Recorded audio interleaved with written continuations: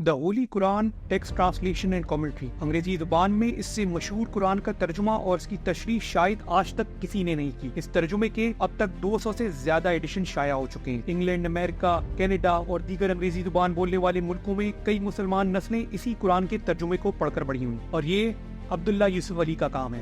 عبداللہ یوسف علی ایک عام گھرانے میں پیدا ہوئے، لیکن انہوں نے اتنی ترقی کی کہ ان کا شمار آغا خان، محمد علی جوہر اور علامہ اقبال جیسی شخصیات کے ساتھ ہونے لگا۔ شاید ہی کسی اور مسلمان نے برٹش راج کی حکومت میں اتنے بڑے سرکاری عہدوں پر کام کیا ہو جس پر عبداللہ یوسف علی کو ذمہ داری دی گئی۔ علامہ اقبال نے ان کو خود لاہور کے مشہور اسلامیہ کالج کا پرنسپل لگایا۔ پہلی جنگ عظیم کے بعد لیگ آف دا نیشنز کے سامنے عبداللہ یوسف علی ہی تھے جنہوں نے برِ صغیر کے مسلمانوں کی نمائندگی کی، اور کنگ جارج پپ نے عبداللہ یوسف علی کو commander of the British umpire کے میڈل سے نوازا، لیکن آخر میں ان کا انجام انتہائی افسوسناک تھا۔ ان کی اپنی اولاد ان کے خلاف ہو گئی۔ یہ ایک دیوانے کی طرح پھٹے کپڑوں میں سڑکوں پر چلتے ہوئے گزر گئے۔ نہ کوئی ان کے جنازے کو کندھا دینے کے لیے موجود تھا، نہ کفن و دفن کا انتظام کرنے کے لیے۔ اور اس کہانی کا آغاز ہوتا ہے 1871 میں، 20 ستمبر 1871 صبح کا وقت تھا، اور کلکتہ کے ایک انگریز جج جان پیکسٹن نارمن معمول کے مطابق کام پر جا رہے تھے۔ یہ ابھی کلکتہ ٹاؤن ہال کی سیڑھیوں تک پہنچے تھے کہ وہاں موجود ایک شخص نے ان پر چھرے سے وار کر دیا۔ جج پیکسٹن موقع پر ہلاک ہو گئے۔ محمد عبداللہ نامی حملہ وار ایک مسلمان انقلابی تھا جس کو برٹش راج کی غلامی قبول نہیں تھی۔ 1857 کی ناکام جنگی آزادی کے بعد برٹش کورٹس نے سینکڑوں مسلمان باغیوں کو پھانسی کی سزا دی تھی۔ پیکسٹن کے بارے میں مشہور تھا کہ وہ بہت سخت سزائیں دیتا ہے۔ انڈیا پر صدیوں حکومت کرنے کے بعد مسلمان پست حالی کا شکار تھے۔ جہاں عبداللہ بہت سارے لوگوں کے لیے ایک ہیرو تھا، وہیں سر سید احمد خان جیسے مسلمان دانشور مسلح جدوجہد کے سخت خلاف تھے۔ ان کا ماننا تھا اگر مسلمانوں کو اپنا کھویا ہوا مقام حاصل کرنا ہے تو ان کو انگریزوں کے طور طریقے اور تعلیمی نظام کو اپنانا پڑے گا۔ انہی حالات میں گجرات کے شہر سورت میں عبداللہ یوسف علی کی پیدائش ہوئی۔ ان کے والد پولیس میں انسپیکٹر تھے، لیکن ان کو اپنے بیٹے کی پڑھائی کا بہت خیال تھا۔ چھوٹی عمر میں ہی عبداللہ یوسف علی کو سورت سے دور بامبے بھیج دیا، جہاں انہوں نے پہلے انجمن اسلام اور بعد میں ایک missionary school free church of Scotland سے تعلیم حاصل کی۔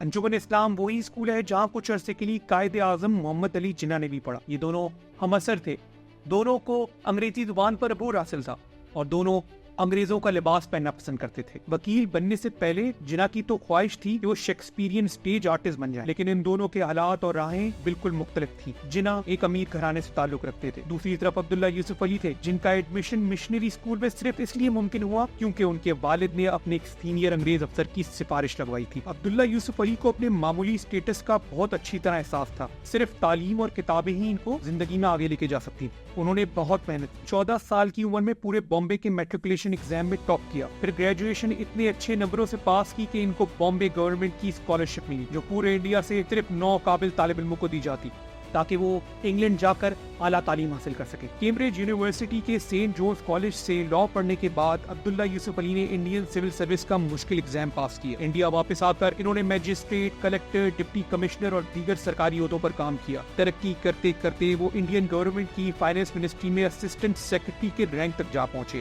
شاید ہی کسی اور مسلمان نے اتنے بڑے عہدے پر فرائض انجام دیے ہوں، لیکن عبداللہ یوسف علی کی برٹش سرکار کی نوکری ان کو اپنے ہی لوگوں کے خلاف لا کر کھڑا کر دے گی۔ 15 فروری 1915 برطانیہ کی کالونی سنگاپور میں مسلمان سپاہیوں نے بغاوت کر دی اور انگریز افسران کو چن چن کر ہلاک کر دیا۔ پہلی جنگ عظیم شروع ہو چکی تھی۔ اس واقعے سے کچھ مہینے قبل برطانیہ نے آٹومن امپائر یعنی سلطنت عثمانیہ کے ساتھ جنگ کا اعلان کر دیا تھا۔ مسلمانوں کو آٹومن خلیفہ پر حملہ ہرگز قبول نہیں تھا۔ سنگاپور بغاوت کو کچھ ہی دنوں میں کچل دیا گیا۔ برٹش سرکار نے 47 انڈین سپاہیوں اور افسران کو پھانسی دی تھی، لیکن جہاں انڈیا کے مسلمانوں میں اس واقعے کو لے کر غم و غصہ تھا، وہیں عبداللہ یوسف علی ان کو برٹش سرکار کے ساتھ وفاداری نبھانے کی تنبیہ کر رہے تھے۔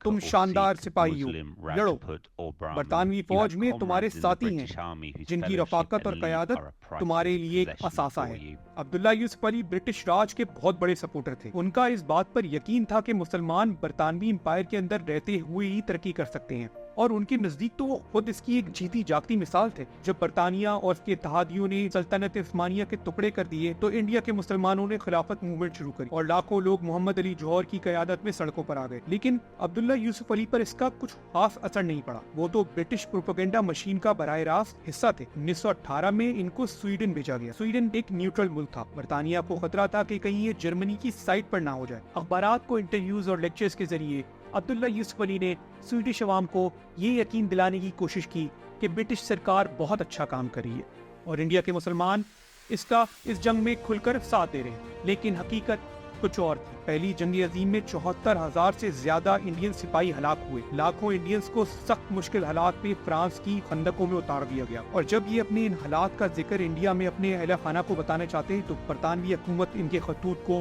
سینسر کر دیتی۔ عبداللہ یوسف علی کے کیریئر کا ہائی پوائنٹ اس وقت آیا جب ان کو پیرس پیس کانفرنس میں مسلمانوں کی نمائندگی کرنے کا موقع ملا۔ یہ وہی کانفرنس ہے جس میں برطانیہ، فرانس اور اٹلی نے سلطنت عثمانیہ کے ٹکڑے کر آپس میں بانٹ لیے تھے، لیکن ایک طرف جہاں عبداللہ یوسف علی دنیا کی سب سے اہم بین الاقوامی میٹنگز کا حصہ تھے، وہیں ان کی ذاتی زندگی میں ایک ایسا طوفان برپا ہو رہا تھا جو ان کو اللہ کے کلام کی طرف راغب کر دے گا۔ 1907 میں عبداللہ یوسف علی 8 مہینے کی لمبی چھٹی پر چلے گئے، اپنے افسران کو یہ بول کر کہ ان کی کچھ ذاتی مصروفیات ہیں، لیکن اصل میں عبداللہ یوسف علی کا نروس بریک ڈاؤن ہو گیا تھا، اور اس کی وجہ تھی ان کی بیوی کی بے وفائی۔ 7 سال قبل عبداللہ یوسف علی نے ٹریسا میری شیلڈرز نامی ایک انگریز عورت سے شادی کی تھی۔ ان کی برٹش راج کے ساتھ وفاداری صرف لیکچرز اور آرٹیکلز تک محدود نہیں تھی، انہوں نے اپنے جذبات کو عملی رنگ دیا جب انہوں نے ٹریسا سے چرچ آف انگلینڈ میں شادی کی۔ یہ ان کی زندگی میں خوشی کا وقت تھا۔ برٹش راج میں ایک مسلمان چاہے جتنے بڑے عہدے پر کیوں نہ پہنچ جائے، انڈیا کے جم خانے اور کلبز کے دروازے پھر بھی اس کے لیے بند رہتے۔ انگلینڈ میں صورتحال کچھ اور تھی۔ ایک جوان انڈین مسلمان اور انگریز عورت کا ملاپ 20ویں صدی کے شروع میں ایک انقلابی عمل کے طور پر دیکھا جا رہا تھا۔ یوسف علی اور ٹریسا کے 4 بچے ہوئے، لیکن عبداللہ یوسف علی زیادہ وقت اپنی بیوی بچوں سے دور انڈیا میں گزارتے۔ ان کی اس غیر موجودگی اور عدم توجہ نے ٹریسا کو کسی اور مرد کی محبت میں مبتلا کر دیا اور وہ پریگننٹ ہو گئی۔ عبداللہ یوسف علی انگریز طور طریقے ضرور اپناتے تھے، لیکن وہ باقاعدگی سے نماز پڑھنے والے مسلمان بھی تھے۔ ان کی بیوی کے کسی اور مرد کے ساتھ افیئر کی خبر نے عبداللہ یوسف علی پر بہت گہرا اثر ڈالا، اور انہی مشکل اور تنہائی کے سالوں میں عبداللہ یوسف علی نے قرآن کے لیے ریسرچ شروع کری۔ بہت سالوں کے انتظار کے بعد عبداللہ یوسف علی کے قرآن کا ترجمہ اور تشریح 1934 اور 1936 کے درمیان شائع ہوئی۔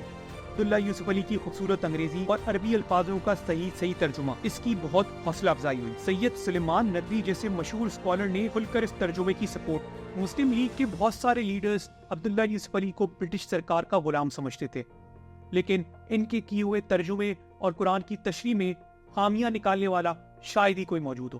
20ویں صدی کے پہلے حصے میں قرآن کے انگریزی میں ترجمے آ چکے تھے، لیکن ان میں سے بہت سارے کرسچین مشنریز نے کیے تھے۔ ان ترجموں میں قرآن کی تشریح غلط تھی اور اسلام کو ایک پسماندہ اور دقیانوسی مذہب ثابت کرنے کی کوشش کی گئی تھی۔ قرآن کی پہلی انگریزی میں ٹرانسلیشن جس کی بین الاقوامی طور پر پذیرائی ہوئی وہ مرمڈیو پکٹول نے لکھی تھی۔ پکٹول ایک عیسائی برٹش اکیڈمک تھے جنہوں نے اسلام قبول کر لیا تھا۔ ان کا کیا ہوا ترجمہ تقریباً اسی وقت شائع ہوا جب عبداللہ یوسف علی کا The Message of the Holy Quran market میں آیا۔ عبداللہ یوسف علی پورا داؤدی شیعہ تھے، اور ان کے کیے ہوئے ترجمے کی ایک خاص بات یہ ہے کہ اس میں کسی قسم کی فرقہ واریت نظر نہیں آتی، اور اس بات کی صداقت یعنی اوتھینٹسٹی کا اندازہ اس بات سے لگایا جا سکتا ہے کہ 1980 کی دہائی میں جب سعودی عرب کی حکومت نے اپنی نگرانی میں قرآن کا انگریزی میں ترجمہ کروایا تو وہ عبداللہ یوسف علی کے کیے ہوئے ترجمے کی ایک کاپی تھی۔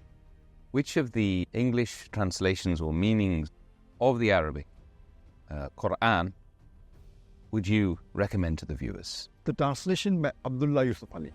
اس ترجمے کے علاوہ بھی عبداللہ یوسف علی دیگر دینی اور تعلیمی سرگرمیوں کا حصہ رہے۔ انہوں نے اسکول آف اورینٹل اسٹڈیز میں پڑھایا جو اب سواس کے نام سے مشہور ہے۔ لاہور کے اسلامیہ کالج کے پرنسپل رہے۔ وہ اپنے شاگردوں میں اتنے مشہور تھے کہ جب 1938 میں ان کو ہٹانے کی کوشش کی گئی تو ان کے شاگرد اسٹرائک پر چلے گئے۔ بے شمار تعلیمی انیشیٹوز کے ساتھ منسلک رہنے کی وجہ سے انڈیا کے باہر بھی مسلمانوں میں ان کا کافی نام ہو گیا تھا اور لوگ ان کو علامہ کہہ کر مخاطب کرتے۔ انہوں نے 1943 میں برطانیہ اور پورے ناردرن یورپ کی پہلی مسجد شاہجہاں ماسک آف بوکنگ میں عید کی نماز پڑھائی۔ کینیڈا کی پہلی مسجد کی انوگریشن کی راشد ماسک جو شاید ان کے بیٹے راشد کے نام پر منسلک ہے۔ ان سب کامیابیوں کے باوجود عبداللہ یوسف علی کی ذاتی زندگی میں سکون نہیں تھا۔ اپنی پہلی بیوی کے دھوکے کے صدمے سے نکلنے کے بعد انہوں نے دوسری شادی کی، ایک بار پھر ایک انگریز عورت سے جسے وہ پیار سے معصومہ بلاتے تھے۔ ان کی یہ شادی بھی ناکام ہو گئی۔ 2 شادیوں کے ساتھ عبداللہ یوسف علی کے 5 بچے تھے اور ان سب کے ساتھ ان کے تعلقات خراب رہے۔ 1940 میں انہوں نے اپنی وصیت لکھی اور تمام بچوں کو اپنی جائیداد سے آگ کر دیا۔ These children, by their continuous ill will بہت دور کر towards me, دیا ہے، have اس لیے میں ان کو اپنی جائیداد سے آگ کرتا ہوں۔ جہاں عبداللہ یوسف علی کی ذاتی زندگی میں بہت دکھ تھے، وہیں ان کو برٹش سرکار سے بھی ایک بہت بڑا دھچکا پہنچا، اور اس کی وجہ تھی فلسطین۔ 1937 کے آخر میں ایک یورپ کے سفر کے دوران عبداللہ یوسف علی کا گزر پیرس سے ہوا، جہاں ایک بین الاقوامی ایگزیبیشن لگا ہوا تھا۔ ایک کونے میں فلسطین پیویلین بھی تھا اور اس پر ایک بڑا سا بینر لگا ہوا تھا، the land of the Jews. یہ دیکھ کر عبداللہ یوسف علی کو بہت دکھ ہوا۔ وہ سمجھتے تھے کہ برٹش سرکار کسی کے ساتھ زیادتی نہیں کر سکتی۔ فلسطین پر برطانیہ کا مینڈیٹ تھا اور وہاں اب یہودیوں کی آبادی کو ایک پلان کے تحت آہستہ آہستہ بڑھایا جا رہا تھا۔ عبداللہ یوسف علی نے اپنی ساری قوت فلسطینیوں کے دفاع میں لگا دی۔ کیمبرج یونیورسٹی اور روٹری کلب جیسے فورمز پر انہوں نے برٹش سرکار کو سمجھانے کی کوشش کی کہ مسلمان فلسطین کو جزیرۃ العرب کا حصہ تصور کرتے ہیں اور وہ وہاں کسی اور مذہب کی اجارہ داری کبھی قبول نہیں کریں گے۔ عبداللہ یوسف علی فلسطینیوں کے لیے اتنی بڑی آواز بن گئے کہ ایک جگہ پر مشہور فلسطینی لیڈر جمال الحسینی کی جگہ انہوں نے خطاب کیا۔ ان سب معاملات کے باوجود عبداللہ یوسف علی کی برٹش سرکار کے ساتھ وفاداری کم نہ ہوئی۔ دوسری جنگ عظیم شروع ہوئی تو وہ ایک بار پھر برٹش پروپیگنڈا مشین کا حصہ بن گئے، لیکن اب برٹش راج کمزور ہو رہا تھا۔ پاکستان، انڈیا ایک حقیقت بن رہے تھے، لیکن عبداللہ یوسف علی شاید یہ ماننے کو تیار نہیں تھے۔ وہ بھی یہ چاہتے تھے کہ انڈیا کے مسلمان برٹش راج کا حصہ بن کر رہیں۔ دوسری شادی ختم ہونے کے بعد عبداللہ یوسف علی اپنا زیادہ وقت لنڈن کے پرائیویٹ نیشنل لبرل کلب میں گزارتے۔ تقریباً 200 سال برے صغیر پر حکومت کرنے کے بعد برٹش کولونیل راج 1947 میں ختم ہو گیا۔ دوسری جنگ عظیم بھی اب ختم ہو چکی۔ عبداللہ یوسف علی اب برٹش سرکار کے کسی کام کے نہیں تھے اور انڈیا میں ان کے رفیق آہستہ آہستہ خالق حقیقی سے جا ملے تھے یا ان کو بالکل بھول چکے تھے۔ دسمبر 1953 کی ایک سرد صبح پولیس کو ایک بڈھا، کمزور اور پریشان شخص ویسٹ منسٹر کی ایک اپارٹمنٹ کی سیڑھیوں پر بیٹھا ملا۔ پہلے اس شخص کو ایک ہسپتال لے جایا گیا اور وہاں سے پھر ایک ایلڈرلی ہوم منتقل کر دیا گیا، لیکن اس کی حالت بہت تیزی سے خراب ہو رہی تھی۔ کسی کو معلوم نہیں تھا یہ کون ہے، اس کے گھر والے کہاں ہیں اور اس کے دوست کدھر ہیں۔ کہیں سے پاکستانی کونسلیٹ کو پتا چلا کہ یہ علامہ عبداللہ یوسف علی ہیں، تو اس وقت کے ایمبیسڈر ابو الحسن اصفہانی نے پاکستانی حکومت سے مدد کی اپیل کی، لیکن بہت دیر ہو چکی تھی اور عبداللہ یوسف علی دسمبر کی 10 تاریخ کو 81 سال کی عمر میں انتقال کر گئے۔ پاکستان ایمبیسی نے ان کے جنازے کا انتظام کروایا اور ان کو بروک ووڈ کے قبرستان میں دفنا دیا گیا۔ عبداللہ یوسف علی ایک پیچیدہ انسان تھے۔ ایک طرف ان کی برٹش سرکار کے ساتھ وفاداری تو دوسری طرف اللہ کے کلام سے لگاؤ۔ بہت سارے ایسے لوگ ہیں جن کے نظریات میں اس طرح کا تضاد دیکھنے کو ملتا ہے، لیکن بہت کم لوگ ایسے ہیں جنہوں نے اتنا بڑا کام کیا۔ یہ ویڈیو دیکھنے کا شکریہ۔